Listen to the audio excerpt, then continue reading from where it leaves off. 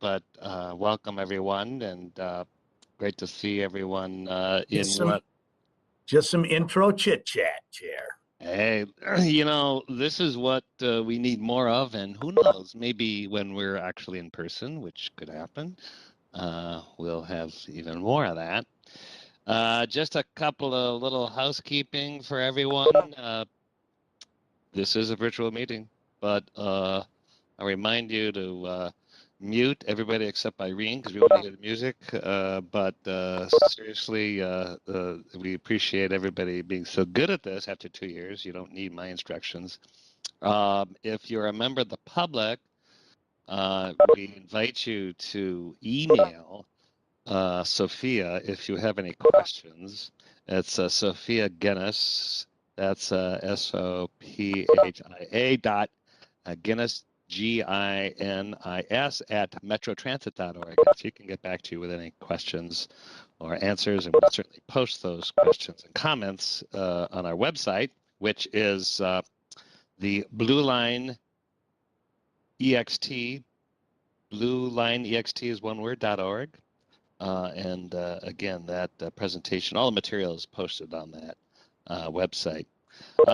As I mentioned, this is actually maybe our last virtual meeting.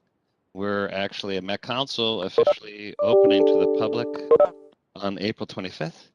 And we will certainly look forward to seeing everybody in person. I know you've all, oh, and one other quick thing, this meeting is going to be recorded, so just so you know. I know you've all been a little bit of chatting, but why don't we go around and introduce ourselves as we've done before, and I call out the organization. You can kind of speak up to for committee members, starting with Met Council members. I'm Chair Charlie Zelli, in case I didn't introduce myself, and I see a few others. So Met Council members. Riva Chambliss, representing Met Council District 2. This is John Pacheco, council member from District 6. Thank you. And I know that Councilmember Lilligren had a conflict today, so was unable to join us. So on to Hennepin County. Irene Fernando, Hennepin County Commissioner District 2 and Rail Authority Chair. And just want to extend a welcome to John Pacheco for I think this is your first CMC, so I'm very excited to have an appointment for that district. Jeff Lundy, Hennepin County District 1 Commissioner. Great, thank you. And Brooklyn Park.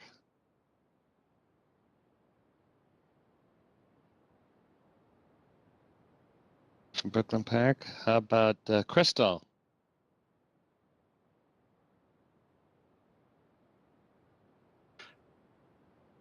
All right, Robbinsdale, I think we have some.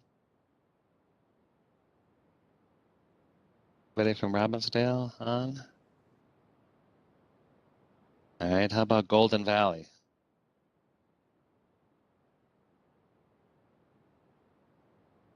See anybody? How about Minneapolis?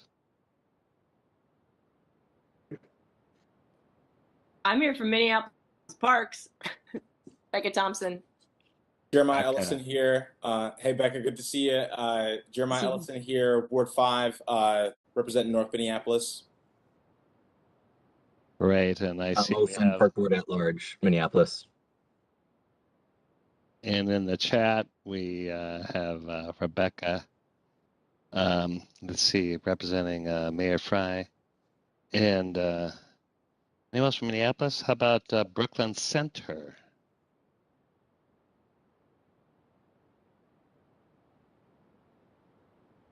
All right, how about New Hope? I know we have, Mayor.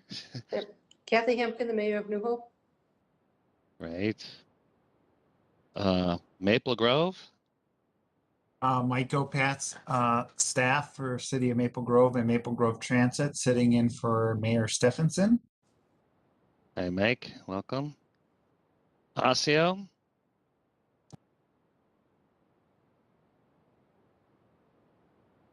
All right, and I have the list for the Minneapolis Park Board, but Becca, you were right there. So anybody else from the Park Board, Minneapolis Park Board?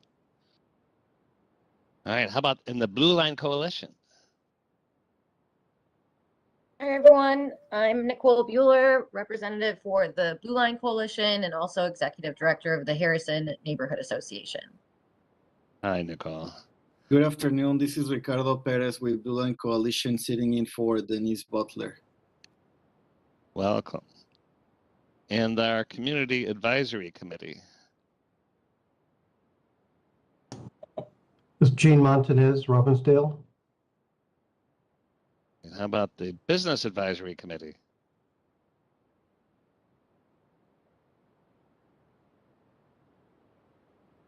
And how about the Airports Commission, the MAC?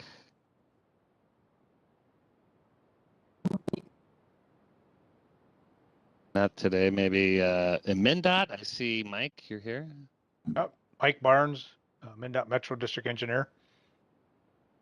And Metro Transit. Nick Thompson, Metro Transit. And I see we have Tom Olson, also with the Park Board, is here with us, Commissioner at Large. And Bridget, I called the MAC, but here you are. So, And Chair, I see Councilmember West Hafner is on now, and Councilmember Vickerman is on. Thanks, Dan. welcome, everyone. Did I miss anybody? All right. Well, thank you. Welcome. We have some great news, some interesting news, some opportunities for conversations. So I'm really looking forward to this meeting. But first, we want to look at approving the minutes that were sent out last Friday. This is for the February 10th CMC meeting. And if there's any edits, let me know, or you can let Dawn Hoffner know. And if not, why don't we have a motion and a second to approve the minutes, and Dawn will call the roll. This is Tanya. Councilmember West Hafner, I'll make a motion to approve the minutes. Thank you. Is there a second? Second, Lundy. Thanks, Jeff. And with no discussion, Dawn, please call the roll. Councilmember Chambliss, Aye. Councilmember Pacheco, Start here. Aye. Commissioner Lundy, Aye. Commissioner Fernando, Aye. Councilmember Ellison, Aye. Rebecca Fabumi,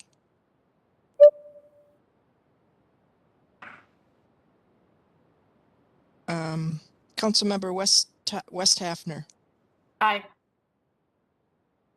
Commissioner Becca Thompson, Aye. Nicole Bueller, Aye. Ricardo Perez, Aye. Bridget Reef, She votes yes in chat. She votes yes in the chat. Yep. Mike Barnes, Aye. Gene Montanez, Aye. and Sherzelli. Aye. Thanks. The minutes are approved and they will be posted on the website. So before we get to yes, Chair, real quick, if someone can, I'm understanding Mayor Blonigan is having a little trouble getting into the meeting. So if someone who's ever hosting this can help him with that, that would be appreciated. got it. Maybe somebody with better technical know-how can help with that. That'd be great. Well, before we get to the committee reports, I just want to myself report on a few things. One, and Commissioner Fernando, thank you for welcoming Councilmember Pachenko, who is our recently appointed council member for Met Council. I forget which new meeting you're coming to, but it's really important for him. So happy you're here today, John. Also, I want to welcome a new co-chair for the CAC, and I see you here, Jean Montanez. Montanez, did I pronounce that correctly? Probably not. You got it. Oh, good. Close. Anyway, he was voted in for the committee in February, and he's going to be an alternate to Jason Greenberg, who we see here often. So welcome, Gene.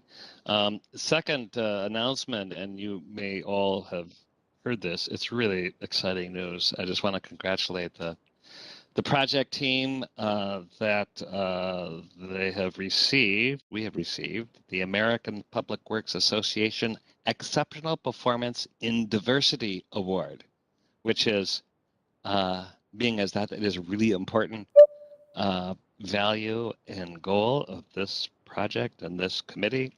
That is really wonderful to hear. The award recognizes the scope and depth of the engagement work since 2020.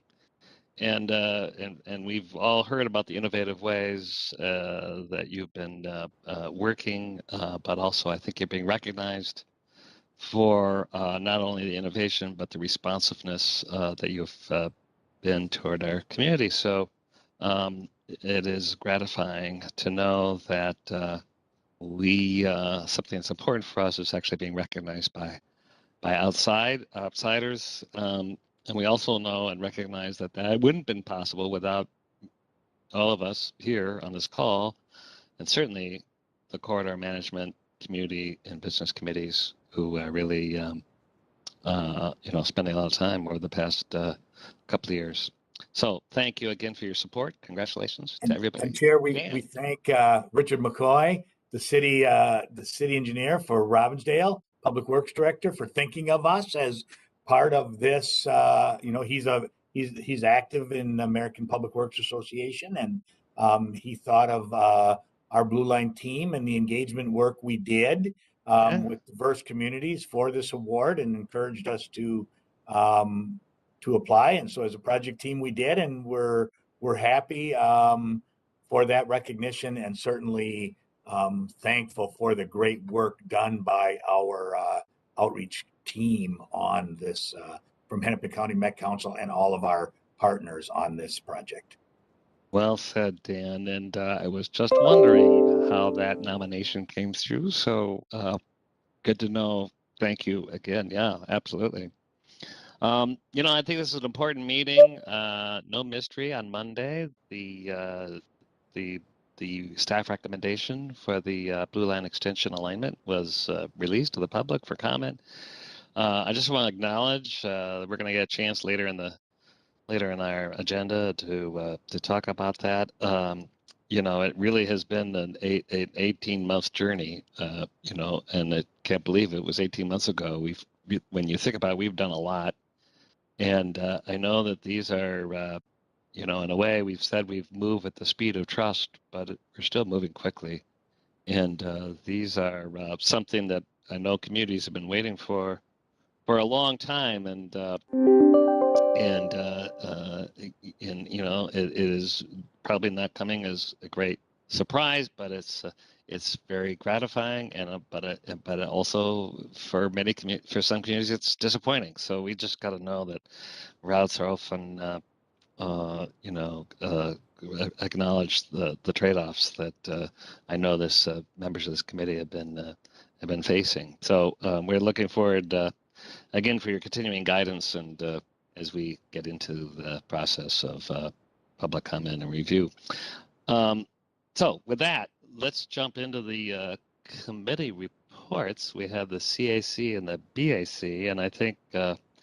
I know maybe it's Gene, if Jason's not here, and I don't think Felicia is here. So maybe I'm not sure if Gene is giving the report, or if Sophia, you're going to help out with that. Okay, Gene, I love it. Point direction. Gene, you're on the floor is yours. We had a great meeting last night. There was a consensus. Not completely unanimous, but a good consensus of the route and how it's rolled out. It's been an effort, as you say, a long time to get this done. And there were a lot of parties that were involved in this. We did a lot of outreach in all the communities. We got a lot of feedback. And basically, we are online with you as far as moving forward. Right. Thank you. Let's see. Anything from the BAC? Yes, so the Business Advisory Committee also had a very robust discussion, and Felicia would be representing their voices here today, but she was unable to make it. So kind of a little bit of the summary from the committee is that there is a lot of support for the recommendation that was made. Some folks have properties on the or other route that was not selected, so there's also some disappointment there. But many of the folks that sit on our BAC have property along West Broadway. So we had kind of a good discussion about those pieces kind of moving forward, in particular, the option of 21st and why folks like that versus not liking that. Obviously a decision that is made later in our process, but something that the BAC is now turning their attention to as we move forward. The group also talked about the anti-displacement work. Our BAC in the past, some of them were thought our timing to start the anti-displacement working group was too soon, but there's a few of them that are also really wishing that we were further along. So there was some discussion about that as well in part of in that committee. So good discussion overall with the BAC, and we'll be really looking forward to continuing to work with them. And Felicia will do a better job than I am reporting next month on all the things that the committee would like you all to know about as we begin to move forward. Great, thanks, Sophia. And I think Felicia would be very happy with your channeling her report. Any questions for either the CAC or the BAC from committee members? All right, hearing none, we'll have a chance again to keep talking about the route modification report and some of the other issues. But first, let's hear from Dan and Sophia. As I mentioned, this is the comment period phase. It's going to go until May 18th, and I know that when we get awards for engagement, we're actually only just starting, so that will continue to solicit public comment on these recommendations. I understand we're again going to use a variety of methods, from postcards to message boards to BIPOC media. So it's we know that, and I have learned. There's local and then there's hyper local. So we're getting into those details that are really, really important. So with that, Sophia, Dan, welcome. And I know you have a presentation. Thank you, Chair. I'm going to kick us off by kind of reflecting on the 18 months that we've been through. How did we get to this route recommendation? What are all the things that we've asked community and built upon to really make this a robust, meaningful process? And then Dan's going to highlight some of the pieces that are unique to our route modification report from the draft, and leave a whole bunch of time for discussion for all of you. So to kind of kick off a little bit is, for the most of this past year, since March of 2021, we have been looking at this map in the corridor, or some version of it, where we've known that we're keeping our stations in Brooklyn Park, 63rd through the North Memorial Station, looking at County Road 81, just kind of having that one option, and then the two options within Minneapolis. Overall, it's been an 18-month process. Before we even got to that map that I just had up on the screen, we had to make the decision to pivot away from the rail corridor. And that took us a bunch of time. We spent a lot of the early part of 2020 into the winter of 2020, 2021, kind of looking at the overall scope of our project. So making that pivot, talking about our project principles and goals, and kind of the outcome that we wanted from this process. Once we had that as our baseline to move forward, we put lines on the map, and we brought them out to the community. We added on to that by adding station study areas and visualizations, and then coming out with more detailed engineering drawings so people could really see potentially how LRT would fit into the community, and if there would be potential impacts that would be obviously refined as the process went on, but to give people a full sense of what this LRT solution could mean for communities. We recently reviewed the draft route modification report, and now we have the recommendation in front of you today to move forward at our future meeting after the close of the comment period. Each of those milestones on that map, that timeline, corresponded with very distinct engagement phases, where we made sure that we were checking in with community, whether that was, like I already set up, kind of getting that base setting of our project goals, or releasing the initial routes and asking if we missed anything. Should we be considering anything else? What does that look like? Adding the station study areas to the world, are they reaching the right destinations? What does that look like? And building upon all of that. Also, things came up during the way, and we added them into the process. Kathy later will talk about that, our process of the anti-displacement working group, because that has also been a process over the last 18 months that has started to come to fruition. So, you know, building. And if you look at this last 18 months, we have had over 300 events reaching over 11,000 people. And those, especially at the beginning, a lot of that was virtual because we were at the height of a pandemic before there was vaccinations and everybody was trying to be very, very careful. So we had to think of innovative things. Commissioner Lundy helped us with the driveway talks. We did, pop-up events where we could stay socially distanced, found ways to try to interact with people. And as the pandemic has ebbed and flowed, we've really benefited from the being more in person, attending community events where people are gathering again to celebrate, or even at vaccination events where people are getting vaccinated and we're there. The multiple rounds of door knocking, obviously a lot of meetings one-on-one with individuals as well to get the word out. We've had a very robust campaign of both social media as well as paid advertisements, particularly in community and cultural media outlets. We've had multiple rounds of surveys generating over 4,000 responses. We've had our interactive map through the whole process. That map has had about 15,000 comments, 1,500 comments, but has really given us some really great information. It's been a really great tool for the project team to kind of look in at the specifics of whether that was things that the community wanted us to pay attention to in terms of like cultural assets or important buildings, to even engineering ideas that we've pulled in. We've had comment forms, we've mailed postcards a couple rounds now, and staff has also just had emails and phone calls with a whole bunch of people along the way. So overall, we always have more that we can do with engagement. I'm sure I could go into the corridor and there'll be folks that don't need the details, that know the process.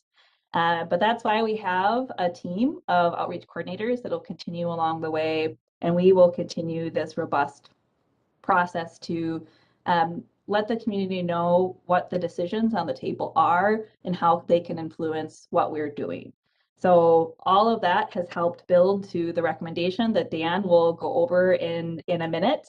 But also really need to recognize that part of the amazing engagement that has happened has been because of our community engagement cohort, and Joan Van Halle helping with those contracts. So we've had 3 cohorts that have helped with various different stages of the project, whether that was our kind of ground setting to kind of the main part of the year to now this route selection. And it'll be a piece that'll be critical and a part of our process moving forward.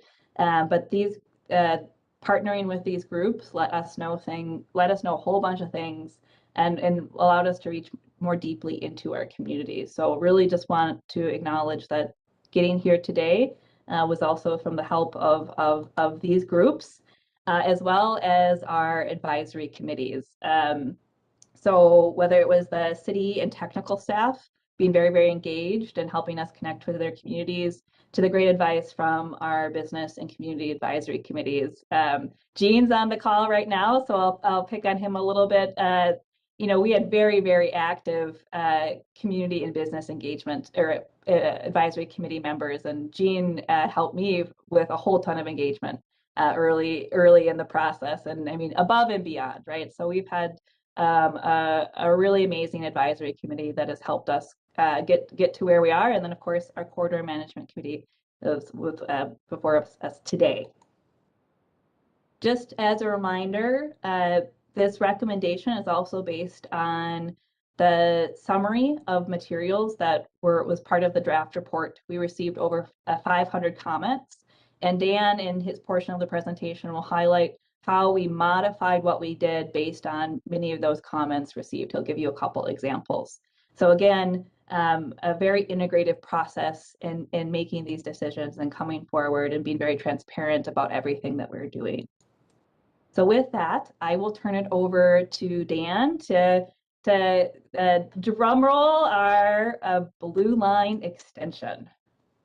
Thanks, Sophia, and good afternoon, everybody. Dan Solar from Hennepin County Public Works to talk a little bit about what you saw in the previous slide, our route recommendation report. And so the route recommendation report is extensive. If a person wanted to go through the whole thing with the appendices, it's a couple hundred pages. Sophia's holding up a copy here. I have a copy right here.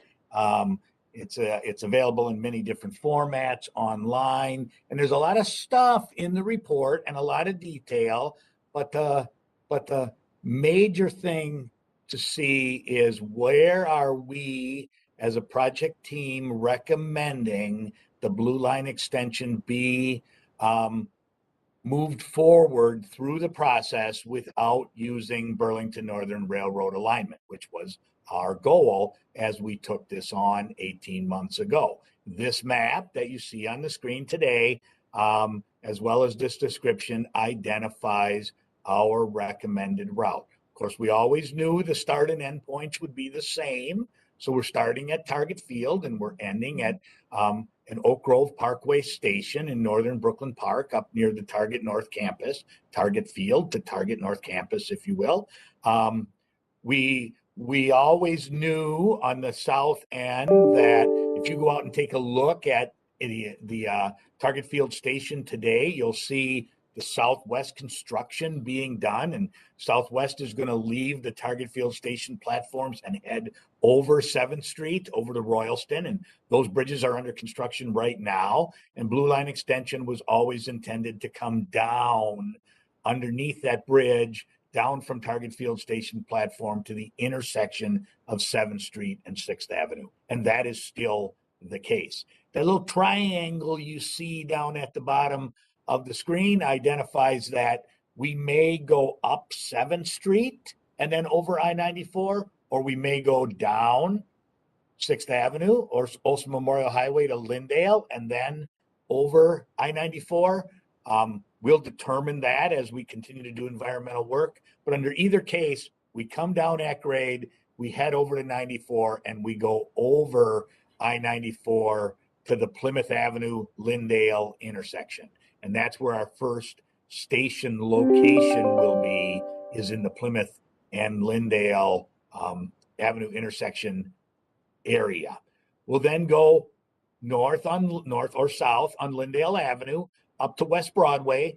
And then when we get to West Broadway, again, you see a couple of lines on the map. One of them represents West Broadway. One of them represents 21st Avenue. And so we will utilize that segment of 21st Avenue or West Broadway for LRT roadway turn lanes. And so we've got several options in there that we'll continue to develop further with LRT, but essentially we're heading up West Broadway from the Lyndale intersection.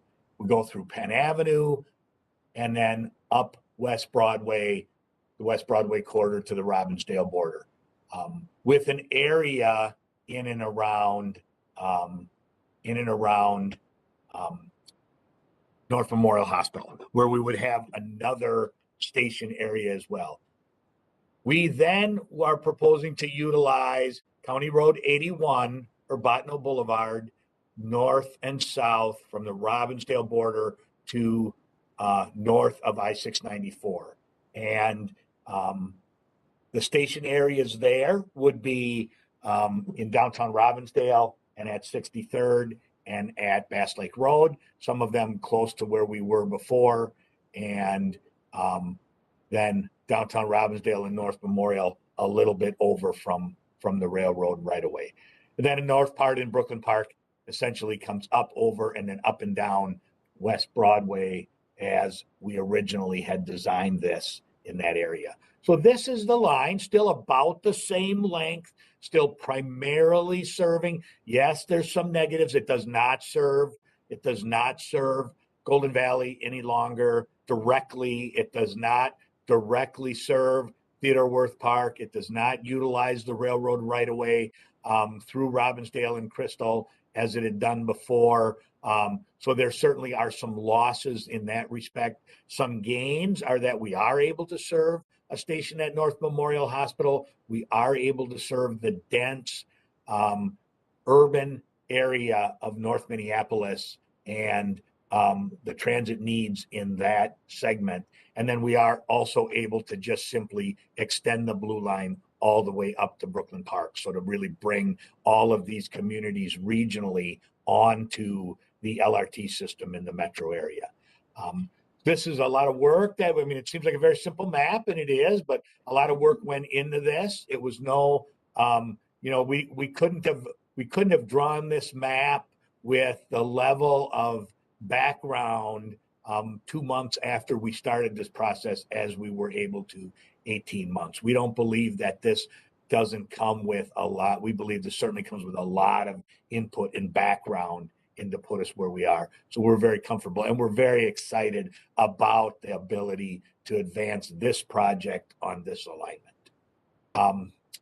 So the purpose of the report and the purpose of our work over time was to say, how do we find, is there a way to find an alignment that meets the original purpose and need, the original goals, the original objectives of the Blue Line extension, which is to connect these northwestern communities in Hennepin County, but not able to use that yellow north-south line that is the Burlington Northern Railroad right-of-way. So you can see in some cases, especially in Crystal, we're almost directly adjacent to it. And then, we spent a lot of time around West Broadway or Lowry, West Broadway. What were the pros? What were the cons? And how could we get to the best choice in there? We utilized community feedback, of course. We also utilized quantitative and qualitative measures against our project principles and project goals that set this forth in terms of finding the right fit for that alignment. And so that's what the report does. As you know, we released it as a draft report without any specific recommendations, took a lot of feedback and comments, incorporated some of them, not all of them, considered all of them, brought a lot of that stuff forward, and then came up with the recommended route. We did it with a scoring method, as you can see on the next slide, as our scores are still in there. So we showed poor, good, or excellent for the various goals that we had, whether or not and how they met those objectives and project principles as we laid them out. Next slide shows a little bit about how each of these routes ranked. And again, I can say we don't have unanimous agreement that these are all agreed upon by everyone, but we as a project team at least are comfortable that these rankings represent how we felt about how each of these areas met the project goals and principles. So you can see we broke out what we used to be one column for Bottineau Boulevard into two columns, one with regard to Crystal and Brooklyn Park, and one with regard to the Robbinsdale section. And we did modify one of those goals in that column from excellent to good based on feedback from the city and in our working with the city. That represents how the project office looked at that area of Highway 81. On Lowry and West Broadway, choosing a route was not simple. And the reason was, it isn't like one of these routes, like West Broadway rated really good, but Lowry was poor in a lot of areas. In many ways, both of these routes would have been good choices for a transit service and a transit line in this part of North Minneapolis. In the end, though, West Broadway in several categories just tipped over the line and was shown to be a more excellent choice than good for this transit improvement. And that is what helped lead us to that ranking and to our recommendation of West Broadway as the route. A couple of things, the next slides show a couple of things that were changed from the draft report to the final report. We took a real hard look at where the walk sheds were and where the potential barriers were to stations. And you can see this whole kind of shaded off area on the west side of I-94 in the North Minneapolis side showed a barrier in terms of a close walk to station areas if the station areas were on Washington Avenue on the east side of I-94. Why? Simply there aren't that many places to cross I-94. And so people are walking numerous blocks out of the way to cross over and then back to a station area. And so while that provided more of a barrier to access, as you'll see on the next slide, really a West Broadway route puts a tremendous amount of North Minneapolis in the light blue area, which is a 15-minute walk from a station. And we really are able to serve many more residents and many more properties and potential customers with direct walking access to station areas. That's one example of, again, kind of what tips West Broadway to the forefront. The next slide shows a little bit about destinations, and you can see tremendous number of destinations along either route. The purple represents destinations. In this case, destinations are anything from small commercial retail venues to major things like the Capri Theater or the mosque or other major elements. And while certainly the purple has many destinations, the green area for West Broadway just simply has more. It really serves the center and heart of North Minneapolis and really puts that into the center of this transit service. And so that again is, a little more of our examples of why West Broadway as a recommended alternative.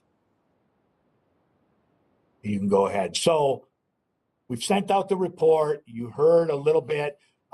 This week has been a bit of a whirlwind with, the press picking up parts about the report, us having not only our CMC today, but the advisory committees that we've had the last few days.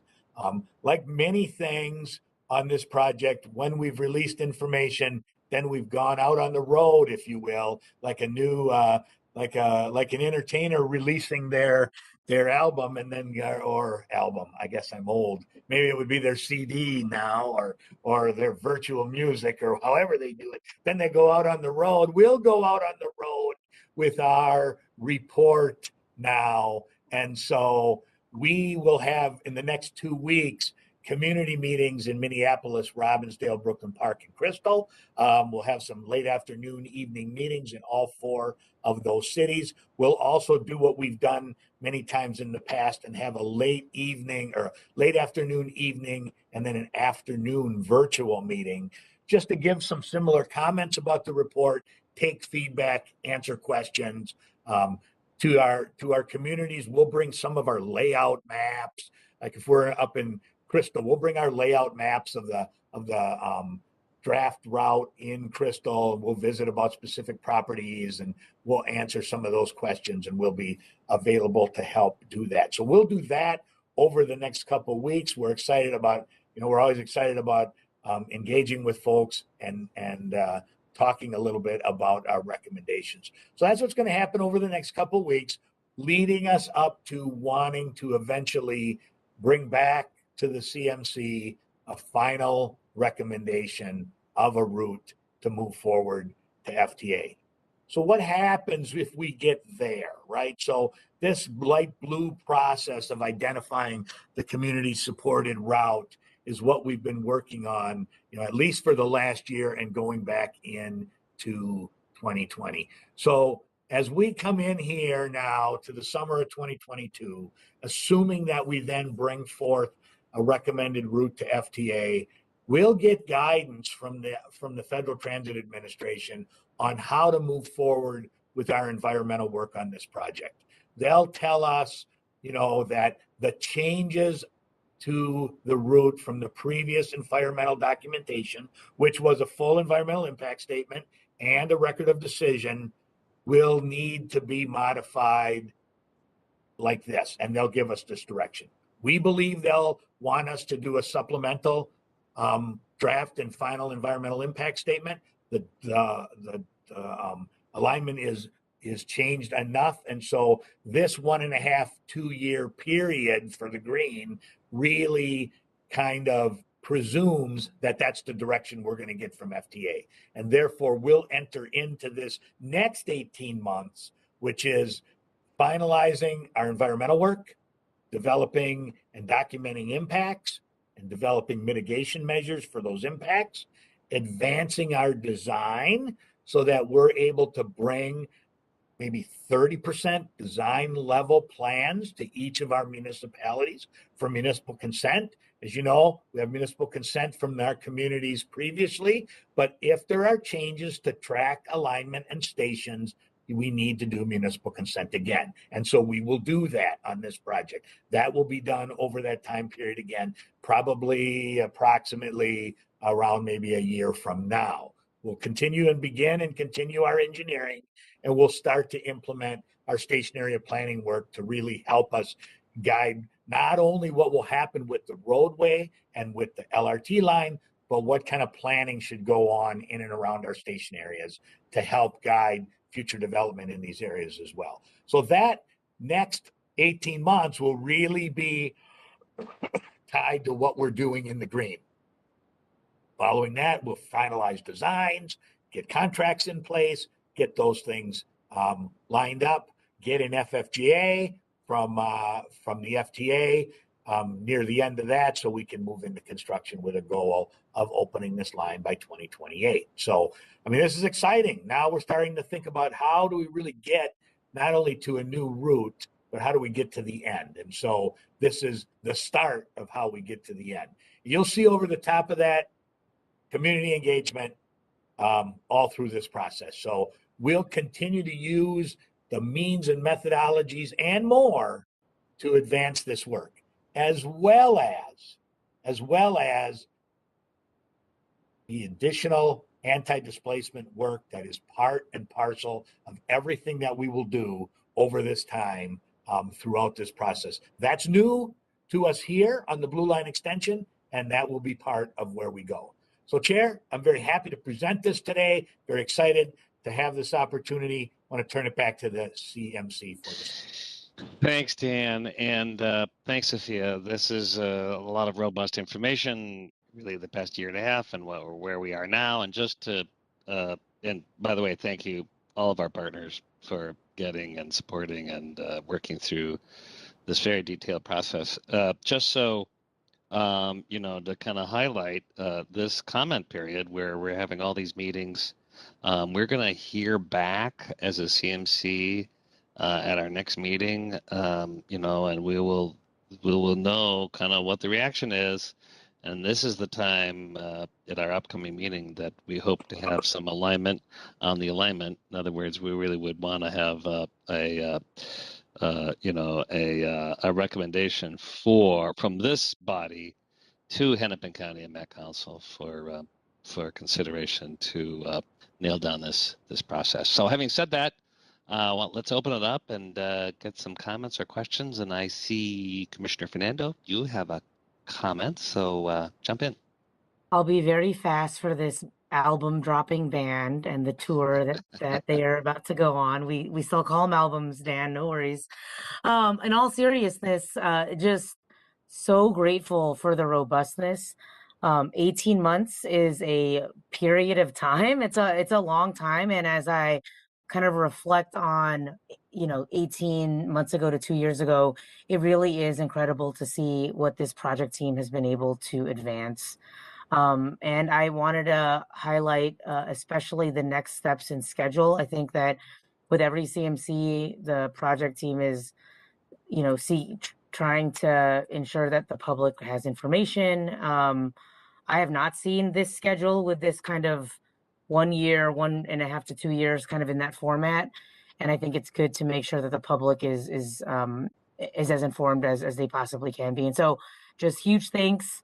I know that there are many people who are thrilled, and perhaps many people who are not. And I just want to acknowledge that and express that this will transform our communities, and it will especially do so for North Minneapolis. And I'm very, very grateful as the commissioner who represents that area and who lives here.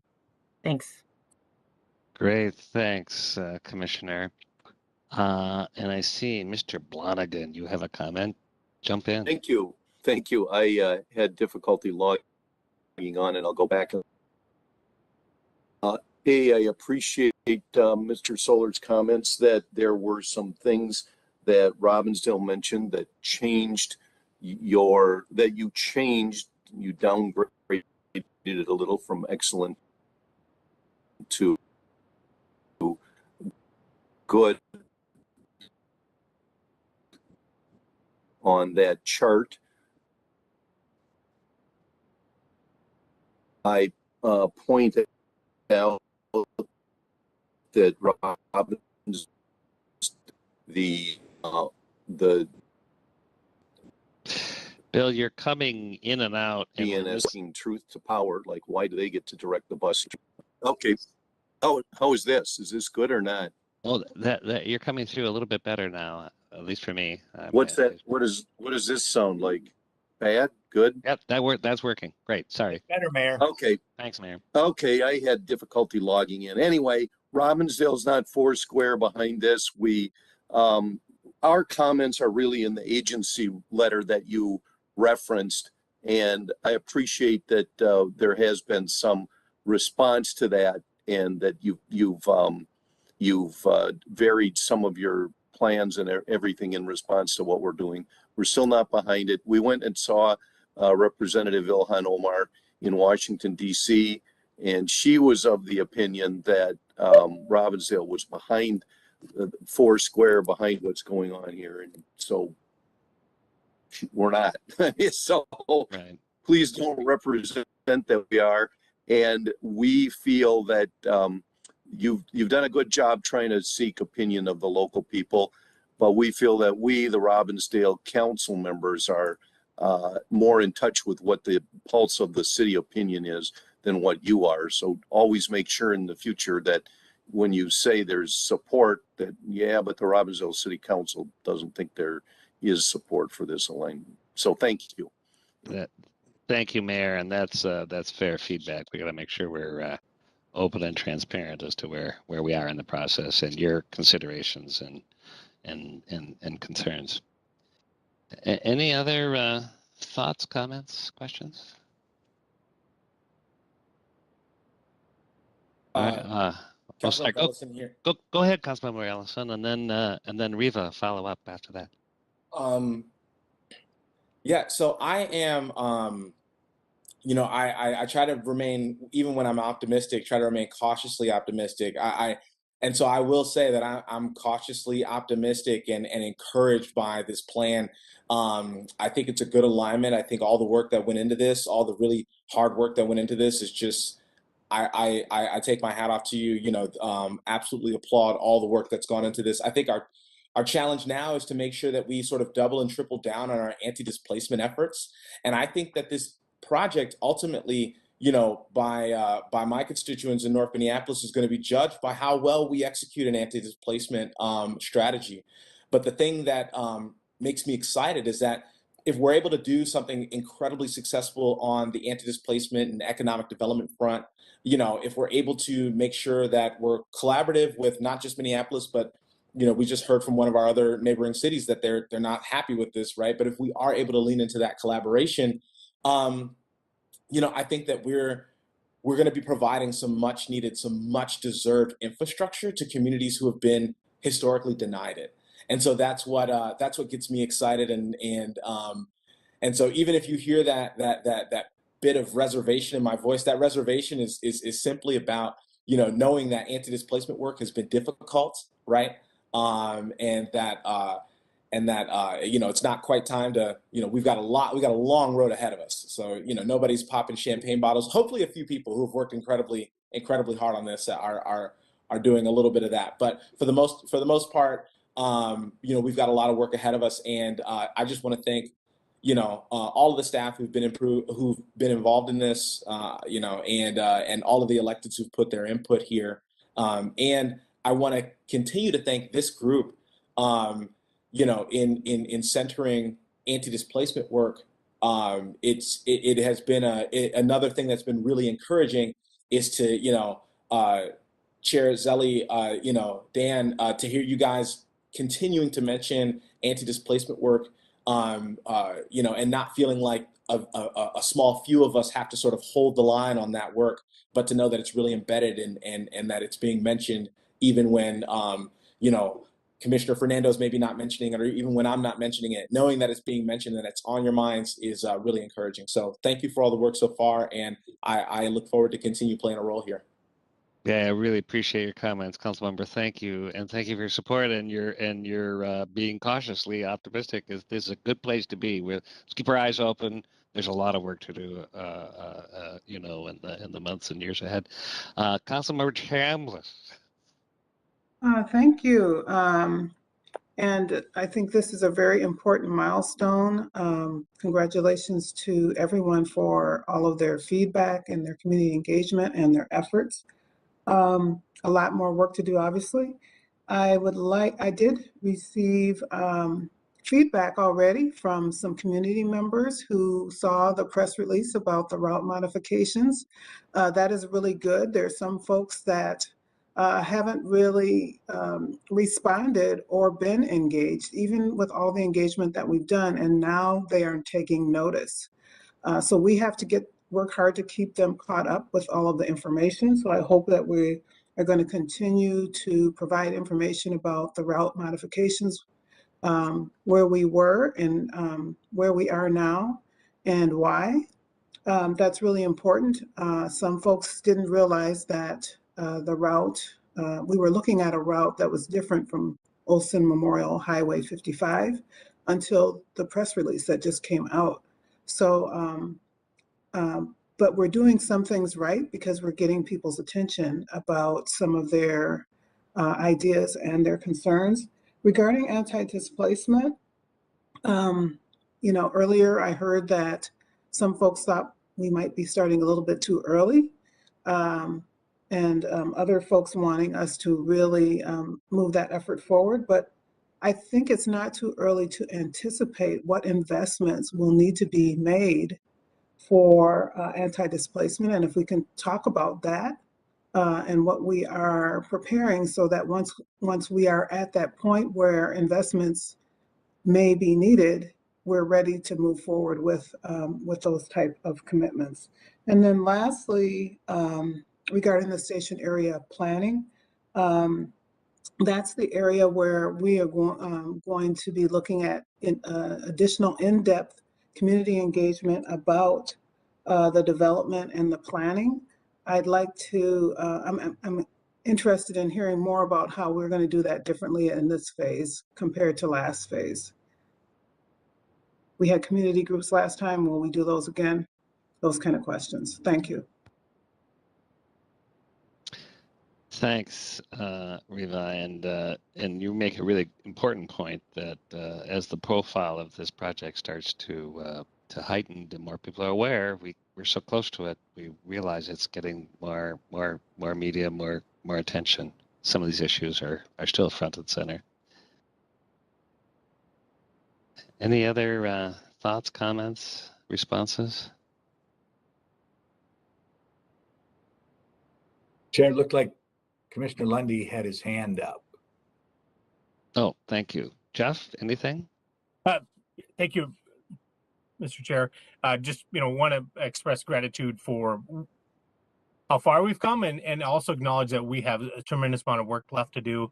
I think this is where we get really granular. We start to capture ideas and just request, everybody at all levels, that, and I tell residents all the time that if you're not engaged and you have the world's greatest idea, it will not be added to the project unless you share it with us, unless you engage. And so, we've received some really good comments from people who are like, I don't like this project, but if you're going to do it, I need something here and I need you to take care of this crossing and I want this. And so that's good stuff because, if it's approved, and I say if, then it's about incorporating all those great ideas. I do want to acknowledge, the Brooklyn Park, Crystal, Robbinsdale city staff, elected officials, and just residents who have engaged and shared their opinions at all levels across all spectrums and how valuable those are. And last, I just want to really kind of highlight the fact that the anti-displacement work needed to start, because one thing we learned from the community groups in Minneapolis on the 55, the old route, was as soon as that route was kind of announced, people started to speculate and buy properties and make, and properties values started to go up. So I don't think there's ever a moment that we should ever wait and say, is it too soon? I think we are, amp it up, make sure that the people who we are building this line for continue to live here, to take advantage of the line. And there's going to be lots of opportunities for people who want to move in. We'll celebrate them as well. And so I'm just looking forward to the next steps. And it'll be more fun because as COVID kind of recedes, we'll actually do some of the old fashioned stuff, really have that, and we'll work with everyone and continue to move forward. So I just want to thank everyone who's been involved for all this hard work to get us to this step. Thank you. Thanks, Commissioner. Yes, absolutely. And now I have two hands up, one from Commissioner Olson, another Commissioner Thompson, both for the Minneapolis Park Board. So I see you, Tom, so go ahead. You have the floor, and we can settle out Becca. Yeah, thanks for all this. Super informative and really appreciate all the work that all of you have been doing up to this point, as I'm relatively new to the process. As soon as you released the map, I sent this out actually in a newsletter and on my social media, and I got a really positive response from my constituents. They were really, really excited. In fact, a few did call out specifically that they really liked the Robbinsdale spot specifically, and that they would be able to take rail out there. So as far as from what I have heard so far, it's been really positive. I know that's not scientific and we have a whole process to go forward. But I look forward to learning more and working with you all and giving more of a park perspective as I get more into the nitty gritty details. So thank you all. Right, thank you. And yes, the park representation, it's great to see you here. And Commissioner Thompson, you have a word. I do. Thank you all for giving me a chance to speak. I just wanted to say thank you first and foremost, because I do, and I've always thought this was the best route, go where the people are. And also, yes, Robbinsdale is a great place. My parents live there. So, and just as we're talking, I'm thinking about from a parks lens. I'm sure many of you are aware we have a huge capital campaign going on right now for North Commons, and it's like just seeing how that might impact that park space is now in my brain. But I also just want to echo what some of my other Northside colleagues have already said about some of this anti-displacement work is so valuable. And I also just want to echo a thank you that this is something that's being prioritized. I also am very excited that there's a stop right by the Capri Theater. So that's all I have to say. I just thank you all for the work, and I'm very grateful to get to be here. Thank you. Well, thank you. Very great to have you here. And the campaign for the Memorial Park is really important, and I've certainly been meeting with Tom Evers and Paul Borgnick. I mean, this new alignment really gives some great opportunity for access to that area and make it more of as much of a regional center as it is just a neighborhood center. So that's exciting. And Chair, one more quick thing. I just want to acknowledge Councilmember Rosenquist's comment.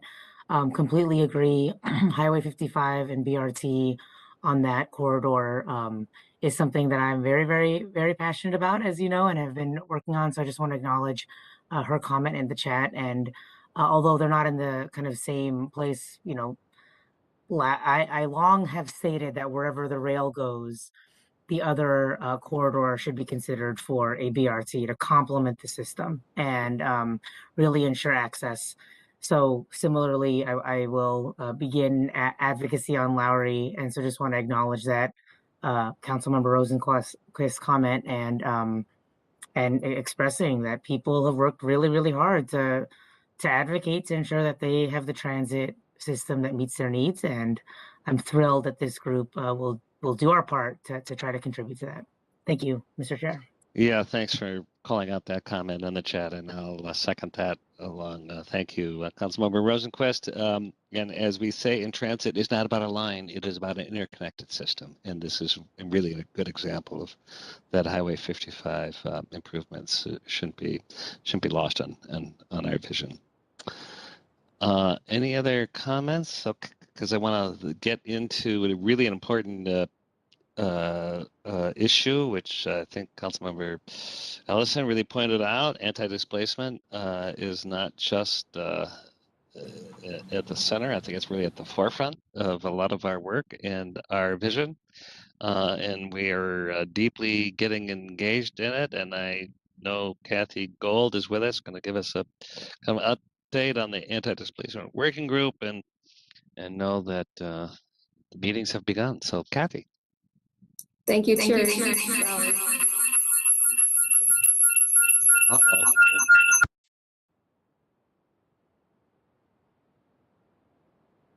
Sorry, all. Dan and I are sharing space, and sometimes we don't communicate who's going to put the mic on. I'm sorry if your ears heard that terrible sound, but thank you, Chair. It's all good and now. Members, I'm happy to come and speak to you about our anti-displacement work underway. And before we get into some of the specifics on where we are today, thought we'd just review a little bit what our goal was, and that's to complete or create implementable recommendations. We put together a membership of community, government representatives, and philanthropic representatives to sit around the table so we can thoughtfully understand the issues and concerns and bring them back to our internal tables and have a discussion on how we can proceed forward with items that can create wealth, keep people in the community that desire to be in the community. And so we went ahead and convened a third-party facilitator, which is the University of Minnesota Center for Urban and Regional Affairs. And we really heard from, and thank you, Sophia. And we really heard that, there's really clear priority for having people present that are local. And so Cura, as a local entity, is able to give some expertise and has already performed research in and around displacement issues, and really knows how to form a table with community to understand what's going on, putting a benchmark on there, and so that we can assess going forward how things are moving and why they're moving. So to move forward to the next slide, just want to talk a little bit about the work group itself. And we really feel like we put together a good group, a good community member group, also the government representatives, and our two philanthropic nonprofits. This group has met twice, and they're working through some of that kickoff information, logistics, understanding roles and expectations in that first meeting. And we really, are centering in on this group working through the recommendations to bring forward for further discussion to our internal government agencies. And, a little bit of that conversation is going to, there's a heightened concern, and so working through those things and really listening to the community members about their concerns, their ideas. And then they're gonna do a deep dive into the issues of displacement, and we wanted to form a meeting that was really very efficient with their lifestyle. And so we're doing 4 community meetings with that group for 8-hour sessions on Saturdays, so that we can really get into the material and have discussion on each one of these themes or topics. So it turns out the May is really going to filter into the first part of June, and we're going to learn about the lessons from existing light rail projects and planned projects. There's some research underway that will help identify some of the things that happened, so the members can get acquainted with that. In September, we'll look at housing and cultural displacement, and in October, business displacement, and then finally in February, finalizing some recommendations. However, if recommendations come up during the time frame, we'll entertain all of those and bring them forward and discuss them in our internal agencies, and collaborate likely with other agencies that hold jurisdiction over things. It's not all just city, it's not just all county. There's state agencies to bring into the conversation, and the park board. And so we will have those conversations and really look toward providing some equitable outcomes to this work, and some policy investment in the corridor, so that the corridor and the community best reflects and has the people in place that are living there today.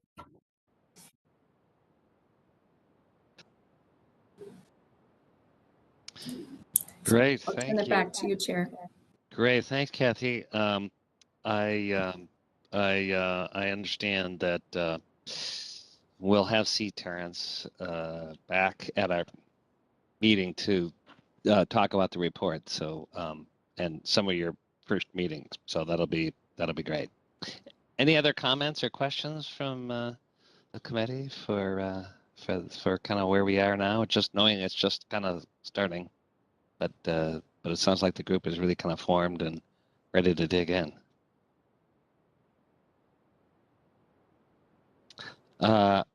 Okay, so I know we have it on our. Oh, my bad. Sorry. I had my hand up, but sorry. I'm with the presentation. I'm losing people's Totally hands. okay. Go ahead.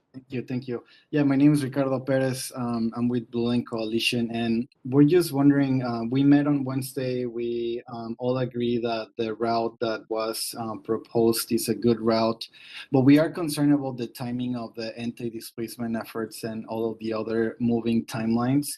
So I'm just curious to know if there are any plans, or if we can perhaps ensure that the anti-displacement efforts are also reflected in the official timeline that delineates the environmental impact assessment or the municipal consent.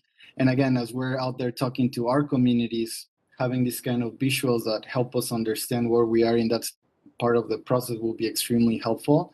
So just wondering if there's any intentionality to reflect those efforts in a timeline that we can use. You really incorporate it in the project timeline. Dan, do you want to comment? Sure, that's a great suggestion, Ricardo. I mean, the anti-displacement work is a core element of the advancement of the project, right? And so we can add that work on, and actually it's kind of like the anti-displacement work I see as something that will continue throughout the length of the project, but it will do certain things at certain points. So during the environmental process, it'll inform certain things, but it'll be different in what the anti-displacement work does, say, during construction. So I think we should identify kind of what anti-displacement elements will be done within the various parts on our timeline, and we can incorporate that into it. That's a great suggestion. Thank you, Dan. Great idea, Ricardo. Thank you. Any other comments, questions about the anti-displacement work group? We had a slide up, and we don't need it back up, but that our next meeting was scheduled for May 12th. You know, and we're kind of recommending that we actually cancel that May meeting that's coming right up. And there's really some important kind of engagement, public process meetings. Also, we'll have a chance for the Saturday, which is a big meeting for the anti-displacement group, to meet in May, and then we'll reconvene in June, and I expect we will be in person. At least that's our thought now, and we'll get reports about both the feedback on the alignment as well as better thinking from the anti-displacement working group. So, if, I don't know, Sophia, do we have a date for that yet, or we're working on it? Oh, it might be muted. Sorry, I was muted. Our standing meeting would be June 9th. Okay. All right. Well, that's a placeholder then. Great. Well, listen, I welcome feedback from the committee at any time. And you don't need to wait for the next meeting. I really appreciate the important comments, and Mayor Blonigan, you also put a really important point on the chat that we're providing resources for engineering. We want to make sure that there's issues that come up with this committee that we will be able to, you know, at a time now that we can actually kind of wrestle with them and with good factual, you know, information. So, question I just saw in the chat is, where are we going to be? Where are we going to be? Staff, do you have an idea? We are planning to be utilizing our libraries along the corridor. So either our Rockford Road or Brooklyn Park Library will be kind of some of our future locations. We do understand that this coming back to in person might be changing schedules and things like that. So we'll give it a try. And then we definitely want to welcome feedback, both in terms of location and, you know, just all the things to make sure that all of you can continue to participate at the level that we have virtually. And I think maybe I'm getting ahead of ourselves, but we're trying in these in-person meetings to have a hybrid option. You know, so we, you know, this is not a mandatory in-person, but it'll be in-person for those that are comfortable. Always have a kind of a video option for those that may be hard to reach or would feel more comfortable. So that's, and a lot of grace here. I just had a meeting this morning where the power went out 3 times and the connection with the hybrid connection didn't really work. So we're learning how that works, and I think that we're going to figure it out. Any other thoughts, comments before we adjourn? Roberto has a question in the chat. Oh yeah, I see. Wait a minute, and I see your hand, Mayor. Hold on. How will the comments produced during the comment period be used? You know, I will let the project team answer that, but we will record, publish those comments, and I think they're really part of the record and part of our full consideration as we consider our both our next steps and considerations that this committee is addressing. If I could jump in, Chair, we will produce for this committee a full summary of all public comments received, formatted in the very similar way that you got for the draft report. So tied all to the project goals and highlighting any new themes that we maybe hadn't heard in previous times, and that will come together with a memo to receive the recommendation for the route at our next meeting. Right. Mayor, did you have a... Super quickly, I want to thank on the behalf of the Robbinsdale Chamber of Commerce, Sophia Guinness, who played the Easter Bunny in Extravaganza this past weekend. So there were over 250 people, kids there. And so way to go, Sophia. Hey, the secret's out. She's one of the best bunnies. This is, you know, there's not... Thanks, Felicia. That's, I'll be fair. I won't find, for Sophia's benefit, I will not find the picture. Yeah, you know, that's TMI, as my kids would say. Yes, that's right. Thank you, Sophia. Thanks for the comment. Well, on that happy note, thanks, Mayor. Any other thoughts? We're going to give you 10 more minutes to your day. It's